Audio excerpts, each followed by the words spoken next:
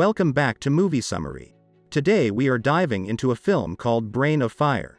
Based on true events. The movie begins with a girl wondering if you ever felt lost in your own body, wanting to escape. Her name is Susanna. She then wakes up in a hospital, she is shocked and screams for help. We then jump back to the past as Susanna introduces us to her life. She lives her dream job living in New York and working for the New Post. She is a journalist. One day after work, she meets her boyfriend Steven. He is nervous as today he is meeting with her parents. The dad ends up questioning him a lot. At this moment, her mom comes in and we realize the parents aren't together and have other partners. Everyone then sing to Susanna as today is her birthday. At this moment, she feels weird and zones out for a second. Everyone find it strange. That same night, Susanna comes with Steven to his open mic to support him. Hours after the performance they spend a great time together, until the next day, where he wakes her up with a guitar. Susanna then realizes she is late for work, so she hurries to the New Post. Richard, her boss, calls her right away. He offers her to interview a big senator. At this moment, Susanna feels weird again as his voice disappears in her head. She sits down for a second and it goes away. After work, she is in her house and feels weird again. She is trying to type her article and can't focus, so she goes lay down. The next morning, she feels worse as she heads to work. A taxi almost hits her on the street. Richard then calls her screaming at her because she misspelled a lot in her article. She apologizes saying she wasn't herself lately. Richard doesn't care and sends her to rewrite the article immediately. She had enough and goes to ask a doctor what's going on with her. The doctor advises her to do an MRI and she does it immediately. That same evening, the results come in and the doctor announces she has nothing. The next day, she is back at work and realizes the senator is ready. It's her big moment, the big interview Richard put her to. She goes to interview to him right away but she feels dizzy. And in the middle of it, she starts laughing and mocking him. This upsets the senator who wants to leave but she screams at him to stay. She then collapses. Minutes later, Richard lashes out on her. Because of what she just did, the entire New Post lost credibility. He tells her she should be fired for this. That same night, she gets heavy convulsions in Steven's bed. So he brings her to the hospital right away. They tell her she got a seizure. Steven then bring her back where her parents are waiting for her. They decide it's better for her to move back with them, so she does. The mother realizes that when her daughter looks at her she notices she is not there. She then gets another seizure and is immediately brought to the hospital. They execute a lot of tests.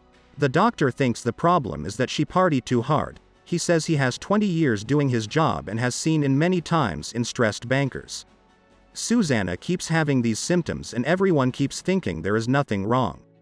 The following week, she is back at work at the New Post like the doctor recommended. But the noise around suffocates her to the point where she screams at everybody. Richard calls her to her office. He is really worried for her and wonders what is going on with her.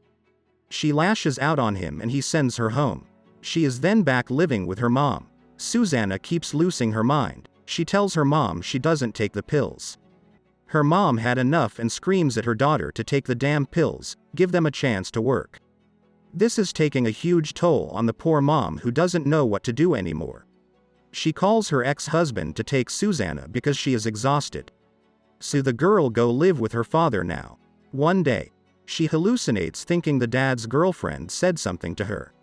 She gets mad, freaks out, breaks everything and the poor dad is helpless as he doesn't know what to do. The girlfriend starts crying. Both parents go to talk the doctor who still thinks it's because she party a lot and just need to take her pills. Now the parents start doubting if those doctors know what they are talking about. The dad threatens the doctor that they are not leaving until there is a hospital bed they can put their daughter. He tells him to call the police, he has nothing to lose. And in the next hour, Susanna is hospitalized. Steven comes to visit her. She cries, she is so scared. She even tells a nurse she needs to get out of here because she is hearing those voices talking about her. She even says she can hear everyone's thoughts. One night, she tries to escape the hospital but is chased by the entire staff and brought back to her room by security. They tie her to the bed. Dr. Ryan then talks to her parents. He brings the possibility of bringing her to a psychiatric hospital thinking she going crazy. But the parents aren't taking this and pushes the doctor to make more tests on her. Days go by and Steven plays guitar to her headphones to calm her down. He then meets the parents who explains no one really knows what's going with her. More days go by and more tests are being held.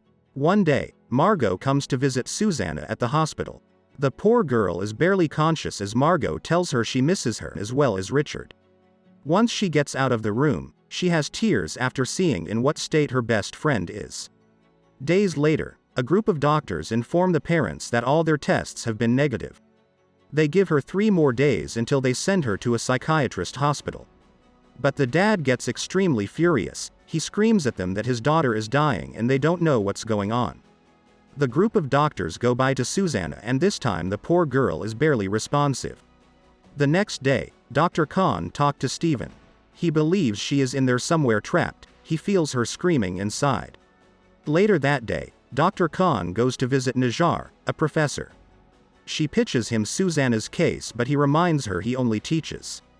But she persists explaining all symptoms and tests on Susanna, as there is something inside of her that believes there is something they are missing. Najar accepts and goes to visit Susanna. He spends days questioning and examining her. Meanwhile, the dad thanks Steven for staying next to her daughter all those days. Dr. Najar continues his unique methods. Days later, he has something. He believes the right hemisphere of her brain is inflamed. When one side of the brain isn't working, the visual world begins to collapse. The good news is that this rules out any bipolar or the fact that she is crazy. Now they have to find what is the cause of that. He makes some additional tests and tells her parents that Susanna's brain is on fire and attacked by her own body. He also informs them that they have the treatment and she will be fine. The parents are so happy. We then hear Susanna who tells us in a system that misses people like her, she is the lucky one. She then wonders how many people in history have been diagnosed as crazy but actually had a disease that could have been fixed. Days go by and Susanna gets better. We then jump to 7 months later. Susanna got back to the new post. Richard is so happy and wants her to write an article about her story so the people of New York can know what she went through. The movie ends with Susanna starting to write it, called The Brain on Fire. We are then shown a picture of the real Susanna and Dr. Najar. He since opened the first clinic treating people in this condition and both of them remain close friends till this day. Thanks for watching. Don't forget to subscribe and check out other movie summaries we have on our channel.